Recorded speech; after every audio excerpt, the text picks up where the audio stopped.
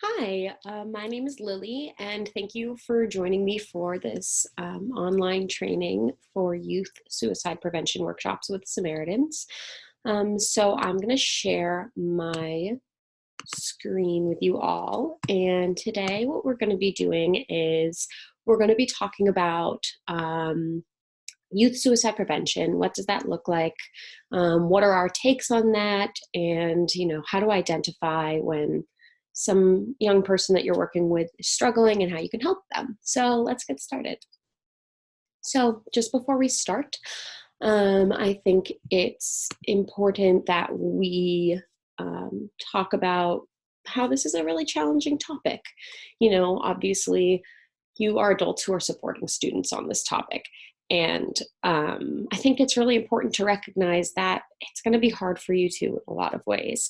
It's going to be, something that might impact your life in different ways, something that might mean something really different to everybody who's viewing this video.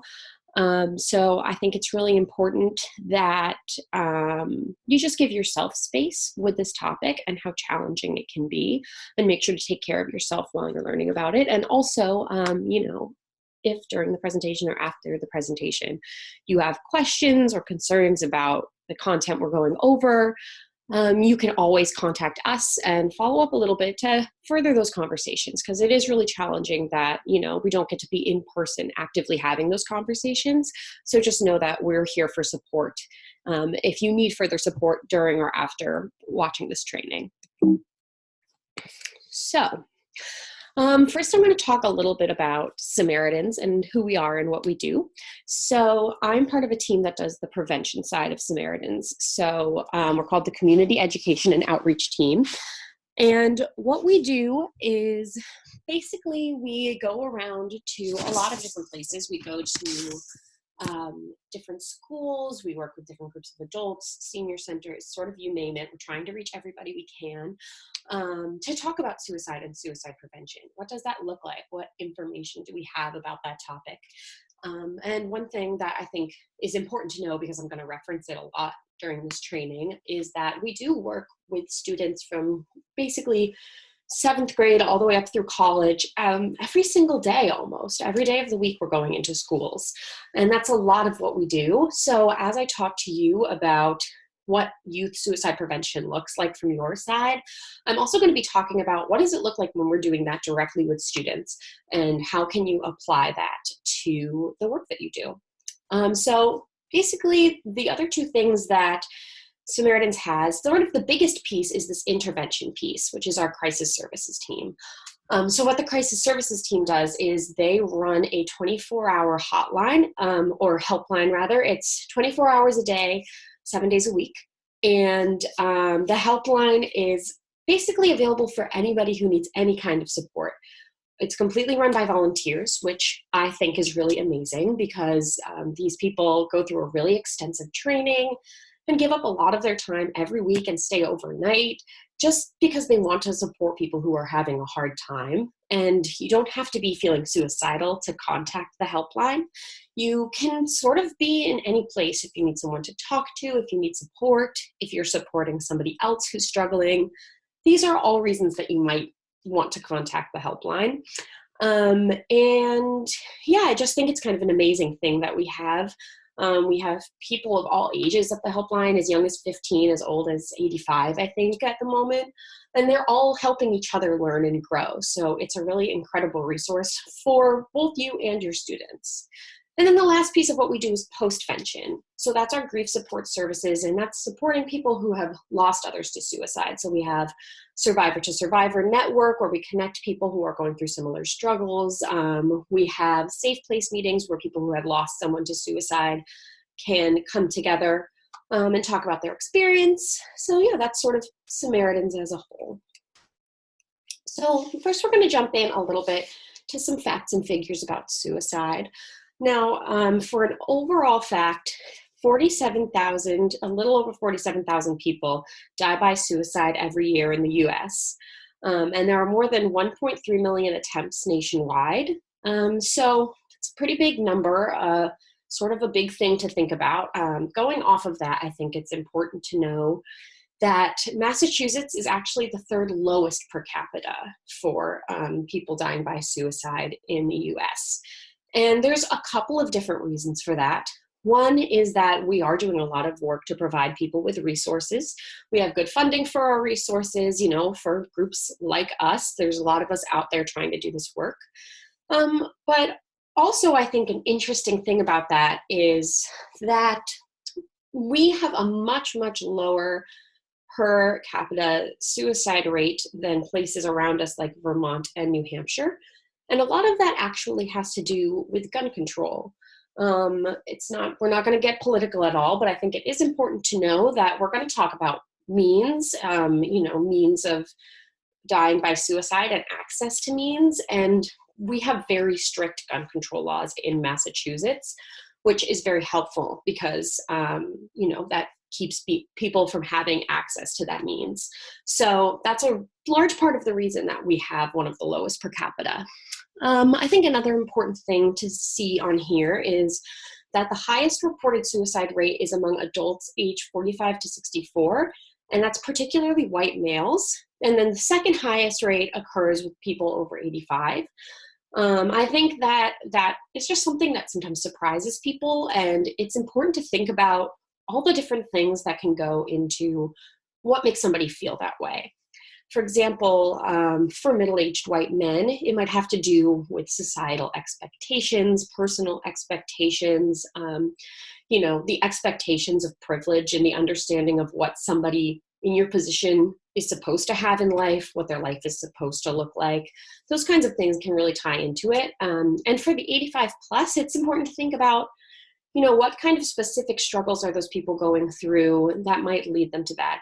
Isolation, losing people around them, loss of certain abilities. We're going to get into risk factors and basically things that put us at risk for these kinds of things. But it's just important to remember that everyone is dealing with different problems. And so the groups of people who are affected by this, although it is everybody, everyone is affected in very different ways. So one last thing I'm going to point out on this slide is that men die by suicide 3.5 times more than women, but women attempt more often. And the reason for that really has to do with the means that people are using to attempt suicide. Men tend to use more lethal means like guns, while women tend to use means where there's more time for intervention, such as cutting and medications, things like that. So it's just a thing to understand, like some facts to contextualize what we're talking about as we go into this. So jumping in a little bit more to youth-specific facts and figures, suicide is actually the second leading cause of death for youth ages 10 to 24. Now, we always share that fact when we're talking with students about this, and we often ask them what they think the first and third are.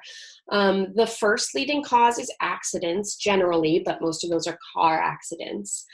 And then the third is illnesses and diseases. And then the reason we talk about that is not just to be morbid, because, we're not trying to have that sort of tone, especially when we're talking with students.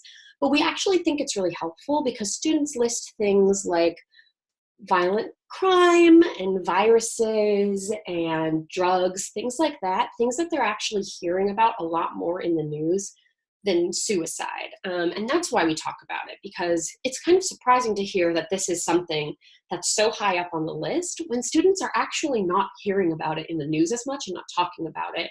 And they do hear about a lot of really traumatic things in the news. We have a lot of students who talk about school shootings or bullying, things like that, that are really weighing on these students. So it's really important to put that information into context.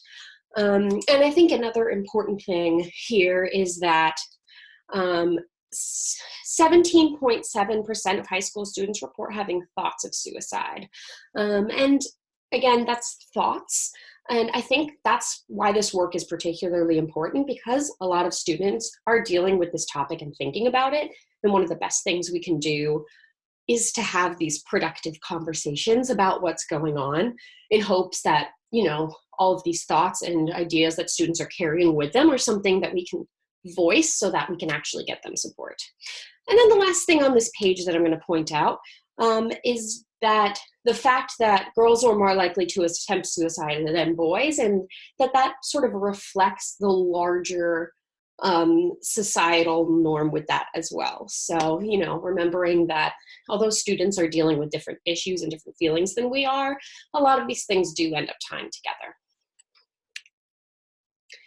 So going off of that, we've just talked about a lot of facts. And before we continue, I just want to say that suicide is more complex than all of these statistics, right? Every individual case is going to be very, very different, and every person is going to have a different emotional context for what's going on. So as helpful as it is to understand all of these big ideas, I think it's really important to understand that not all of it is going to apply, not all of it is going to, nothing is going to be exactly the same from person to person. And there's also a lot that we don't know about it. We're doing a lot of work every day to try and learn more so that we have as much information as possible. But it's hard work to do. It's hard to get accurate information about this topic because it's not always being talked about. So just know that every situation is going to be really different and we only know so much. But a couple things that we do know. One is that suicide is usually described as, or suicidal ideation is usually described as a desire to end the pain, not a desire to die. And the reason that that's so important is that it is something that we can do something about, that we can work with. The idea that there's this pain and you can't think of a solution to that pain, that's a really important thing to understand when it comes to supporting somebody and, getting to those problem solving stages where you want to make somebody feel better, to think about other options. And then the last thing on here is just that we are sort of trying to shift this language from commit suicide to died by suicide, took their life, or killed themselves. Now, this is something even I struggle with language change. Is something that I've been using the language commit suicide for my entire life before I started doing this work. And I'm sure a lot of you still use that language. The reason that we're trying to make this shift is that the word commit has a lot of judgment to it. We found that suicide is one of the only ways you can die that comes with some sort of judgment. And the word commit has a lot of connotations, with sin, with crime. So we're trying to shift the phrase to take that judgment out. But that being said, if you're talking to somebody who is struggling, then you want to reflect the language they're comfortable with. So if they're using the phrase commit suicide, you don't have to try and correct them or anything like that. It's just sort of important to know for your own personal language and the way we think about the topic. So one aspect of these online workshops that we aren't really going to be able to get into, unfortunately, is the activities that we sometimes do with students and with adults to sort of show examples of what does this all look like, right? So I think that, I think they can be really helpful. And if you are interested in ways to talk about this with students, activities that you can do to sort of exemplify what it looks like to be carrying a lot of different things, again, that is something you can contact us for, and we're happy to talk more about that or talk about how we could come in and talk directly with your students. So now we're going to do a little true or false activity. Now, obviously, we're not doing any call and response here. So what I want you to do at home is I'm going to ask the question. I'm going to give just a second for you to think about what you think the answer is, and then I'm going to talk about the answer. So the first question, talking about suicide will cause someone to consider suicide. Now, the answer to this is false. Now, I think it's really important to put that into context, though. It's about how we talk about suicide. It's not just talking or not talking, but talking about it in an open and productive way, like the conversations that I'm sort of trying to facilitate today. Talking without judgment, talking about it openly, talking about what we can do to actually solve the problem. I think that's part of the reason people sometimes think that talking about suicide will make somebody consider. It's because we're just not quite having the right types of conversations about it. So the next, true or false, people who are suicidal usually warn those around them. So the answer to this one is true. But it is more complex than that. I think an important thing to understand is that those warnings are not always verbal. And I think that's something that can trip people up with this question.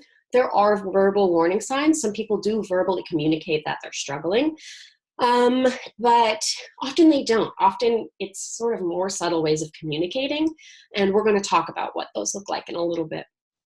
So last, true or false, suicide is caused by one isolated event or factor. So we have this one also as false. So this is something we're going to get into, is this idea of risk factors. What puts people at risk for dying by suicide? And it's important to know that there isn't going to be one thing, one risk factor that causes someone to deal with these feelings. It's more about buildup. It's about, how different things in your life are playing on each other and what type of coping skills you have for those things. So we're really going to dig into that later. So let's do that now, actually. So we're going to talk about risk factors. I'm going to just pause for a moment to let you take in everything that's on the screen here.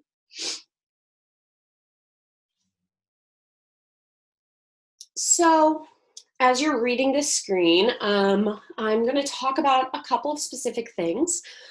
First, family history of suicide. And this works in a couple of ways. Now, everybody is dealing with, things that they're born with, physical things, mental things that happen in their family. But maybe even more importantly, family history, again, has to do with how we talk about suicide. For example, if somebody's uncle died by suicide and everyone is talking about that crazy uncle who killed himself and talking insensitively about it in a judgmental way, that can really affect the way that other people's mental health is affected and the way that they ask for help and communicate their own struggles. So it's really about how are we talking about this with our families. I'm also going to zone in on facing oppression and injustice, such as racism or sexism. That is something a lot of people deal with in a lot of different ways. Again, this has to do with expectations and societal norms, and I think it's important to remember that we're all dealing with that stuff.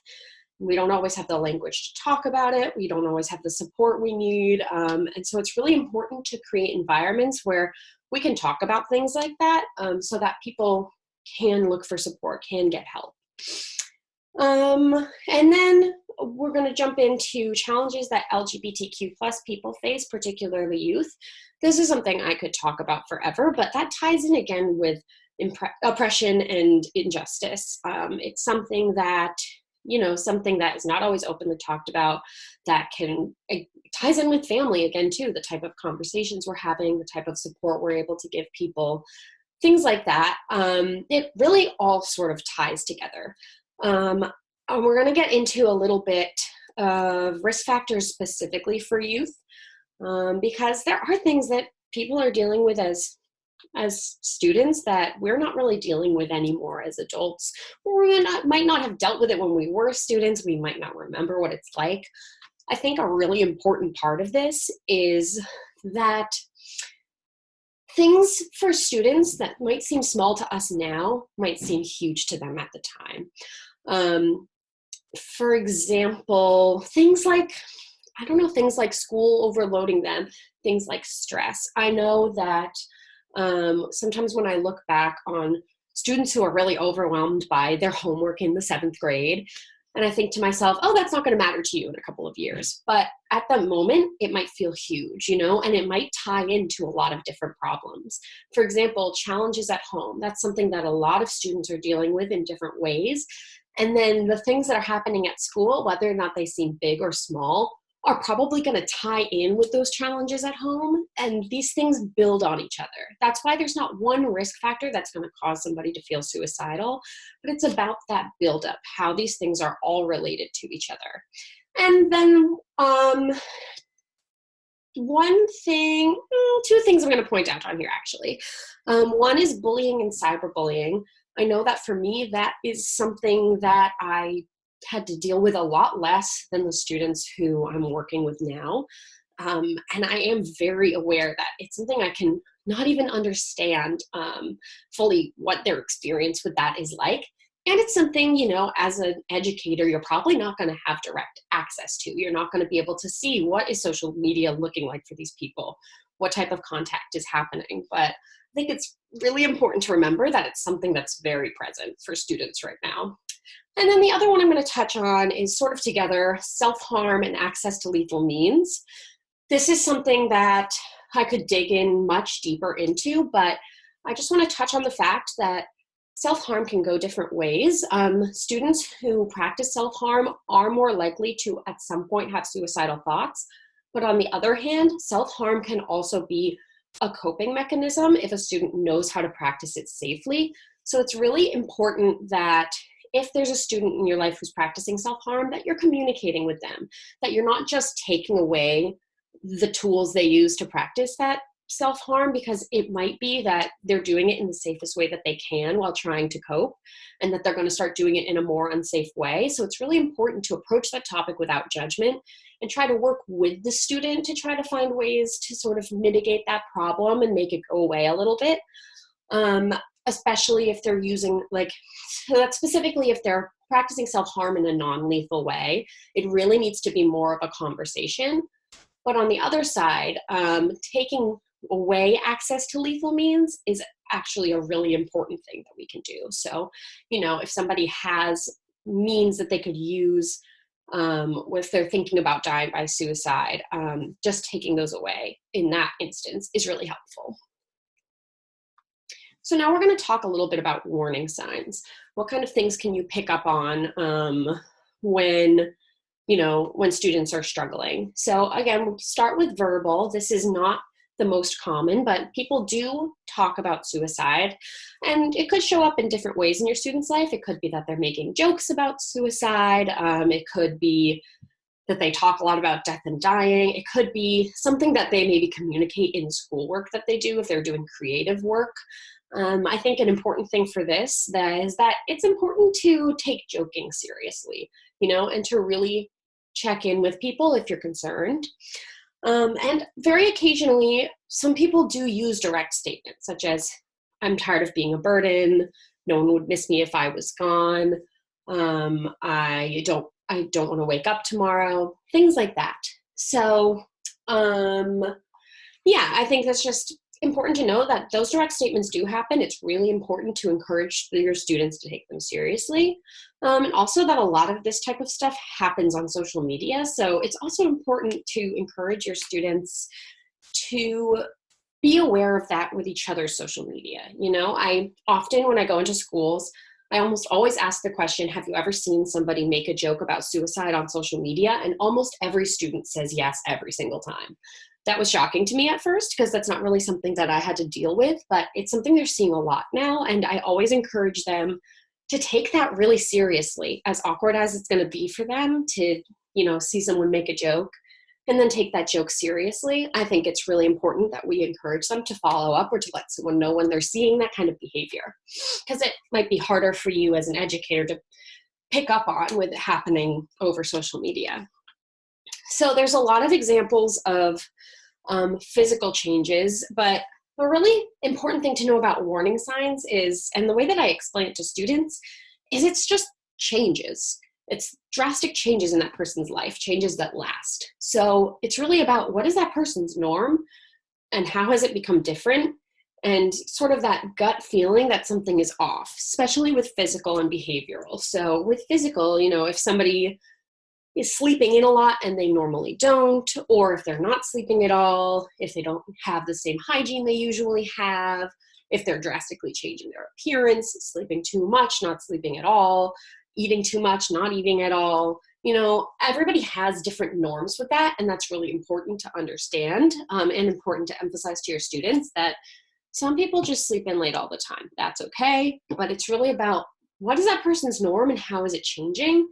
And just checking in if you're concerned is never a bad idea. So as for behavioral warning signs, this is, again, changes in someone's behavior. So it has to do with, what are their interests? Are they still having that interest in them?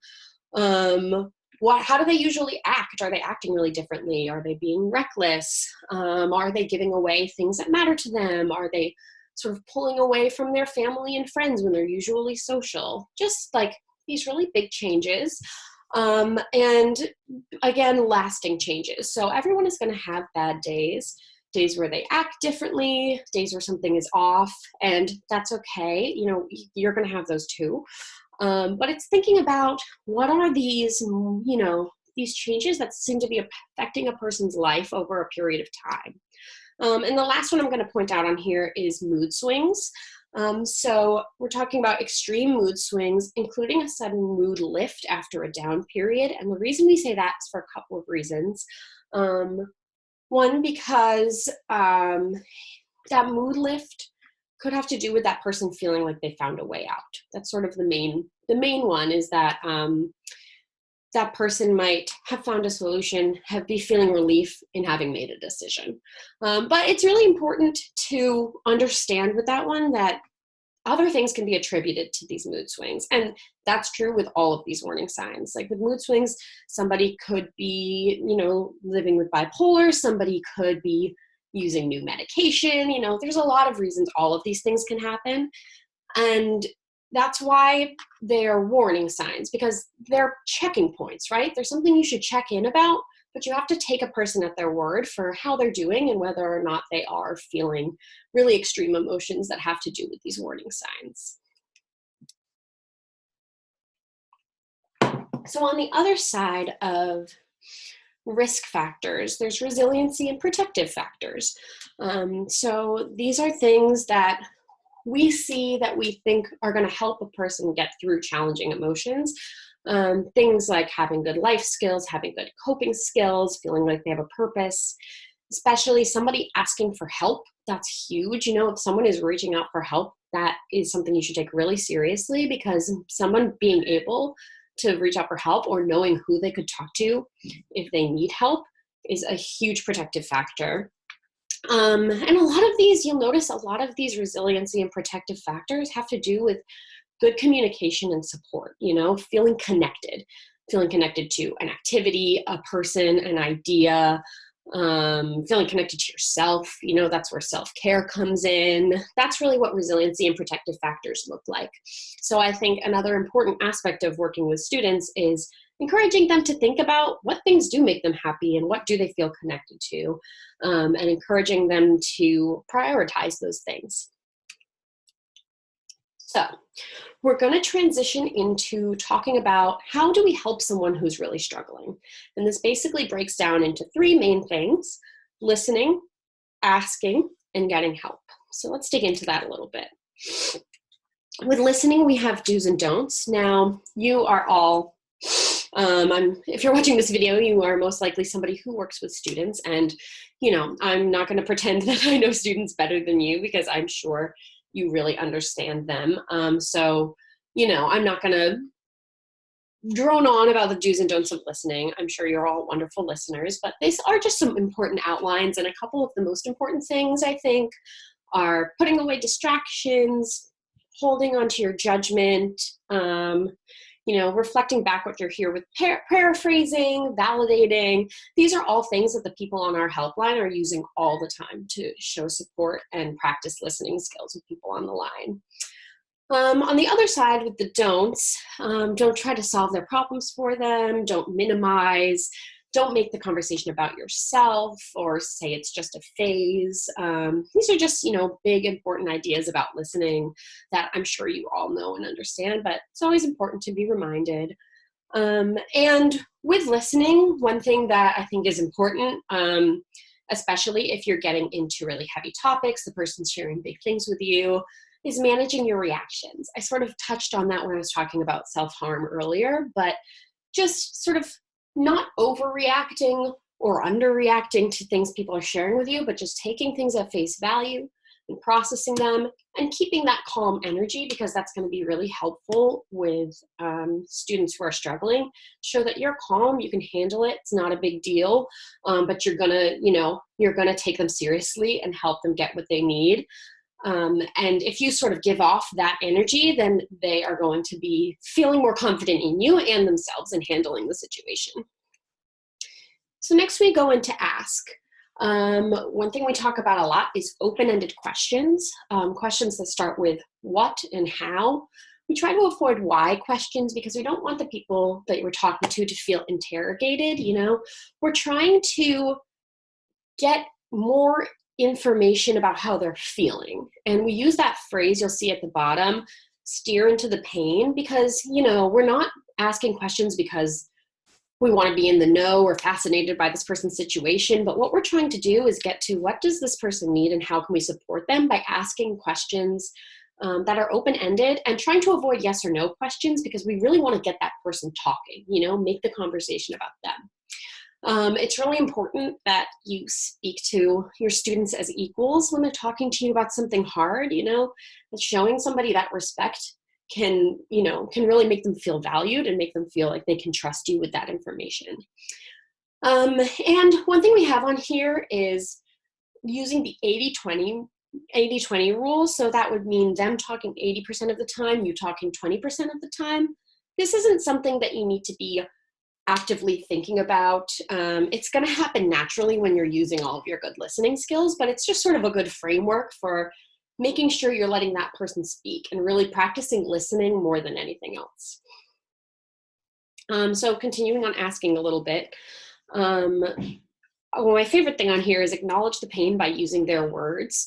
You know, if somebody says they're feeling sad, you don't want to say, oh, it sounds like you're depressed, or vice versa. If they say they're depressed, you know, you don't want to be like, oh, sounds like you're sad. You know, you don't want to make it seem like you don't understand that what that person is communicating by changing their words. So it's really powerful to just reflect back exactly what they said. But most importantly with all of this is you don't have to do any of this any perfect way to help somebody, as long as you're being kind and showing that you care about them and letting that be the thing that drives all of your actions, because your students will pick up on that. They will be able to feel that you care and that that is where all of this is coming from. And that's going to be the most important thing that you can do. So we want to go into a little bit of, if you are concerned about a student, how do you get them to talk about whether or not they're feeling suicidal? This is something that I talk to students about too and encourage them to do, is to ask directly a yes or no question. So this is where you don't want to be open-ended. You don't want anything to be vague. You really want to ask a yes or no question about how that person is feeling. We have some examples on the screen here. But the thing that we usually say to students, we give them a very specific phrase because we know this is a really hard thing to do, right? It's hard to imagine asking somebody this question. We usually give the students the phrase, are you feeling suicidal? Because it's very blunt, straightforward, and it's a phrase that they can use with each other. And then they don't have to think too hard about, how do I ask a person I'm concerned about them? What should I ask? We just give them a direct phrase that they can ask to get that answer from a friend. But I think with somebody who works with students and works with youth, it's important to think about what is your ideal phrasing for this, and to think about that beforehand, you know, which of these phrases feels the most comfortable for you, so you just know exactly what you're going to ask if you're ever concerned about somebody, and you're not in the moment thinking, you know, you might be feeling awkward about asking this. That is totally okay, and totally normal. It's not an easy topic, but it's just important to think about, you know, if I'm in this situation, what phrasing am I going to use? And I do this work all the time. I know that it's not an easy question to ask. I've had to ask it many times in my life. But I do know that it's really effective to ask this yes or no question.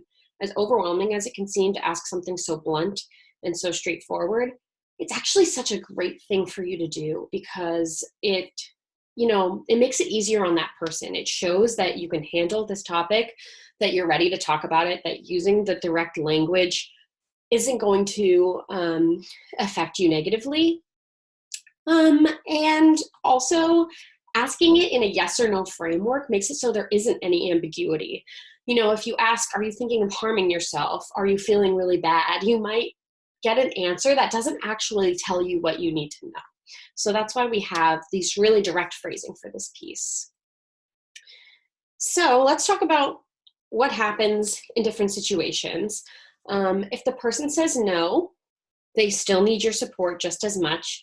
You don't want to react in any way that indicates that you are relieved or glad that they said no, even though you probably will be feeling that way. That is the natural way to feel because you don't want them to be feeling that way. But if you react with something like, oh, thank goodness, I'm so glad to hear that, it might accidentally indicate that you would have been disappointed if they had said yes, or if or that you wouldn't have been able to handle the situation if they had said yes. So it's important, again, to manage your reactions. Um, and another important thing to know is they may be testing you a little bit. They might say no just to see what you're going to do. And that's why it's important to manage that reaction and then just keep supporting. They still need your support just as much, even if they aren't dealing with that specific feeling. You can even explain why you asked. I think that's important. You can be really upfront. And again, this goes back to talking to a student as your equal. You can say, I was noticing this, and I just wanted to check in. You can explain that you did it because you cared. All of that, I think, is really effective because it puts you on a level playing field with that person. And then most importantly, you're not in a rush. There's no timer. That person is doing a lot by talking to you and making a connection with you. So you can just take your time in responding, whether they say no or yes. You are able to stay calm and then follow from there, figuring out what to do in either situation. So let's talk about what happens if the person does say yes. So we're going to go into a little bit of how we do this at Samaritans, how we do it at the helpline, and how we all practice this follow-up. I think it's important for me to say that every school is going to have different protocol, and that's something you should know from your school and that you should follow, obviously, wherever you work. In whatever context you're working, that you're watching this video, it's really important that you follow whatever protocol is appropriate for your workplace. But we're going to talk about what we would do, and then, you can always think about how do those things tie together. Which of these relate to my protocol? Do we have good protocol? Things like that to think about. So if a person says yes, the next thing we would want to do at Samaritans is to figure out if they have a plan. So we're going to use the following questions. So we're asking about plan, means, access to means, and time frame. We have some pretty specific questions here. I'm just going to go ahead and read them. For the plan, have you thought about how you might take your life if you were to? For the means, have you thought about what you may use to take your life if you were to? For the access to means, where are you in relation to whatever the means is right now? And for the time frame, if you were to take your life, have you thought about when you may do so? So these are questions that build off of each other. So if they say yes to the first question, you'd be moving on to the second question. You'll notice that we use the phrase if you were to.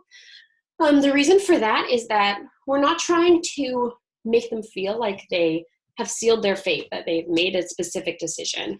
What we're trying to do is sort of leave things open and remind them that the reason we're having this conversation is because we want to help them find a different plan, problem solve. So that's just a subtle way of communicating that.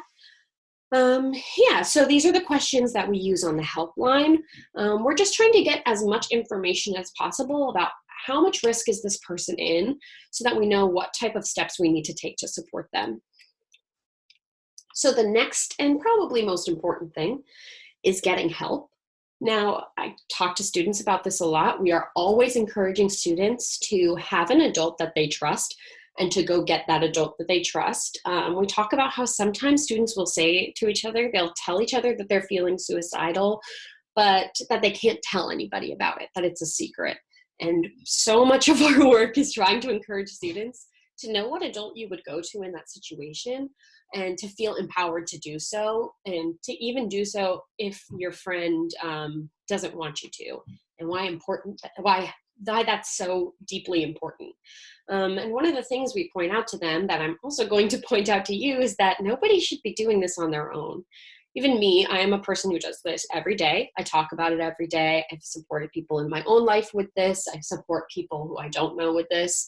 And even so, I would still make sure I was not the only person dealing with that problem. Everyone within Samaritans has a support network so that there's never one person taking on these things when they're supporting someone. And as much as that's important for students who are dealing with this and helping each other, it's just as important for you to know who your resources are, who you would call on for help, who you can work with to make sure that the student gets help. And it's for both of your sake, for the sake of the student having as much access to resources and support as possible, just in case any aspect of that, any piece of that puzzle is not quite in place, that there's more people there to help and understand the situation, but also for you, because it's going to be a really emotionally challenging thing to support somebody with this. So I think that it's really important to know what your resources are for both of your sake. And again, we always want to be following the protocol of your workplace, your school, your organization, wherever you work. It's really important that you know what that is, and that you're following that. So again, these are just some more ideas about getting help. You can, working together, calling counselors, therapists, doctors, social workers.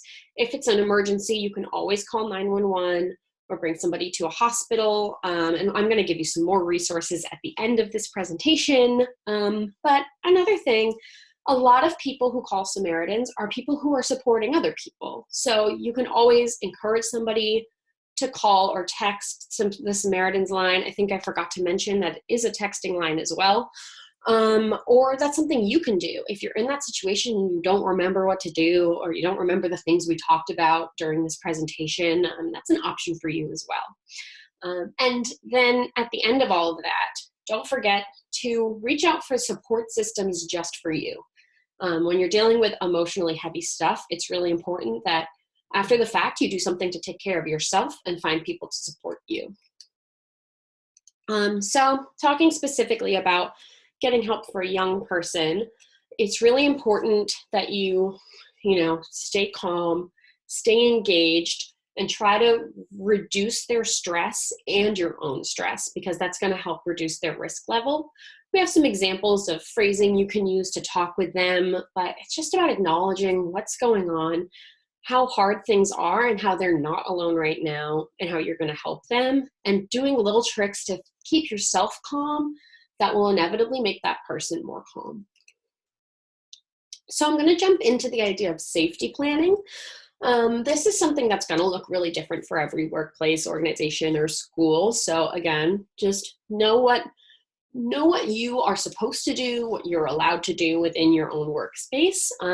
But for us, when somebody is at a high risk, we talk about what would safety planning look like? Would they be willing to find ways to stay safe? So these are tools to keep somebody alive, essentially.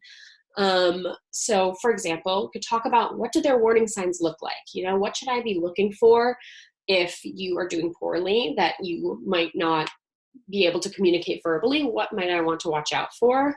We talk about what type of coping strategies do they have internally, externally. So that can look like self-care, activities they like, ways to think through problems, people that you can ask for help. So who in that person's life is the most helpful for them, knowing what their professional resources are for both of you, trying to get them to a safer environment. So, if they have access to means, getting them away from that means, or putting them in a place that is mentally healthy for them. And this last one, reminders of hope and reasons to live. I don't love this one, to be honest. It's really tricky because it doesn't always work. It's sort of a last resort, and it really depends on the person that you're working with. For example, if you're working with a student who has someone in their life they really care about, potentially subtly bringing that in and reminding them about that could be helpful. But on the other hand, it can backfire. It can go more of the direction of you remind them, what about your family? And they say that's not important enough, or I don't care, or it reminds them of pain that they're dealing with and makes them feel more intensely suicidal. So I think take that one with a grain of salt, and use it at your own discretion, but just be thinking about ways to do it in the safest possible way. So with you specifically, one thing I think is really important that we always try to do, and I say try because not everyone has a trusted adult, but one thing that we try to do is to get students to identify trusted adults, and then to facilitate conversations with them if they can't identify someone. But I think just like it's important for you to think about what language you feel most comfortable with in a crisis situation before the crisis happens, it's really important for students to think about, who would I go to if I needed help in a crisis, even though I'm not having one now? And one thing that's hard about that is it's often not parents and guardians. It often is as well, but when it's not, that's okay. I think broadening a student's idea of who a trusted adult can be and what that can look like is really helpful, because it can be hard when it's not someone who they feel like is supposed to be their trusted person.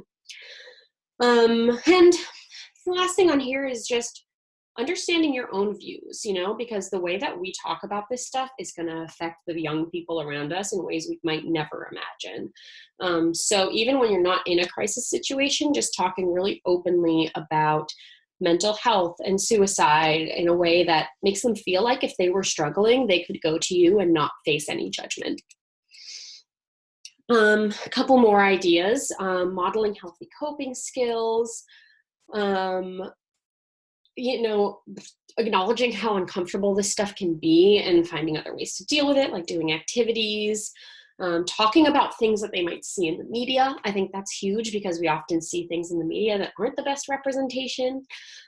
So just facilitating those conversations if you know that students are seeing certain things. There's a lot of different ways that we can connect with young people about this hard stuff that's going on that they're inevitably thinking about. It's really important that we're talking about these things and that they're not just happening in students' heads. So I have a couple of resource slides here for different areas. Here is a Boston resource slide.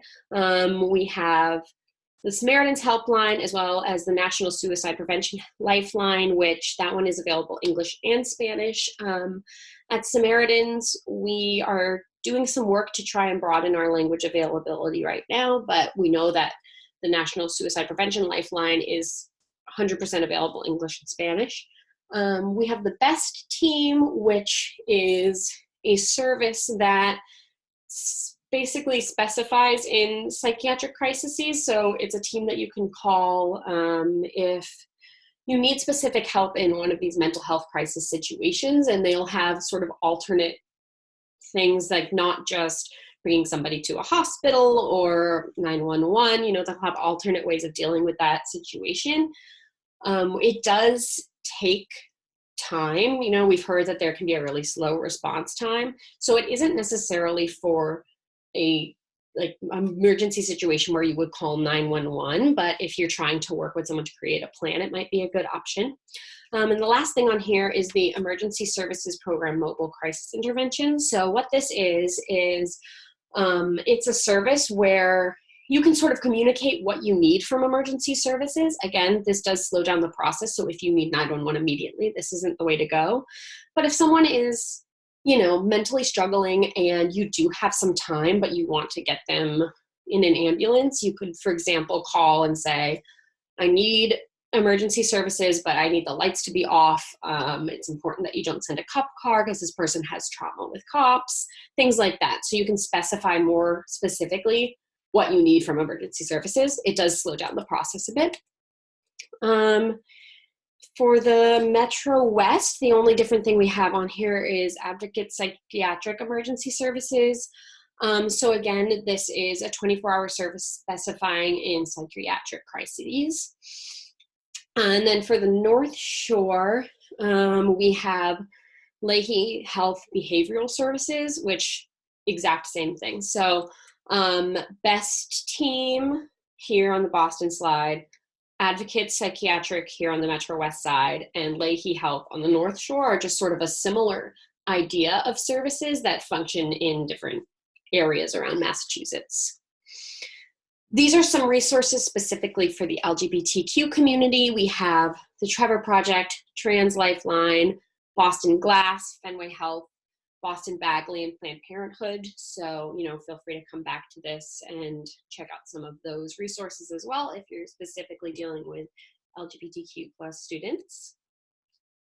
And as we close out, I just want to say that it's really important that you practice self-care. You know, we are always encouraging students to practice self-care, and it's important that you do that too, because you're going to be supporting students in really challenging situations.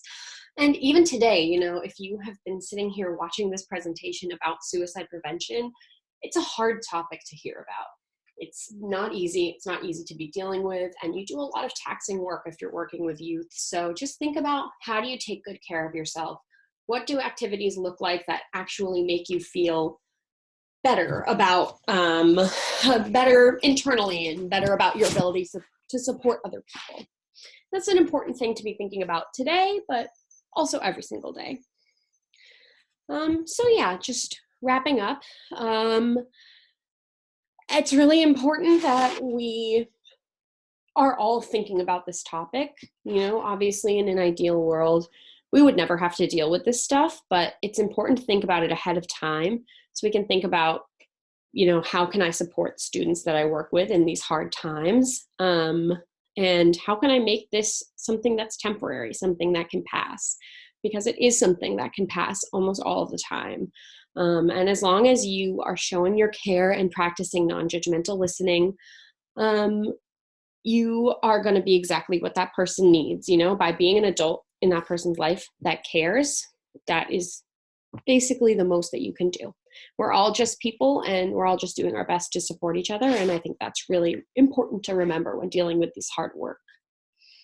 So here again is the information for the Samaritans Helpline. It's 24/7, call or text. And if you call or text, you get the exact same amazing support of volunteers that you would get at any other time. It's free, confidential, and anonymous. They'll ask for your name, but you don't have to share it. It's just a great resource for you and the people you're supporting. And then this is my information. So if you have any follow-up questions after seeing this, or want to further the conversation or talk about how we could come in to work with the youth that you work with, feel free to contact me here. I'm glad to have you at this presentation, even though we didn't get to specifically do it in person, but I think it's still really meaningful to get to do this work. And yeah, thank you so much for watching this video. Please feel free to contact me if you have any questions. And thank you so much.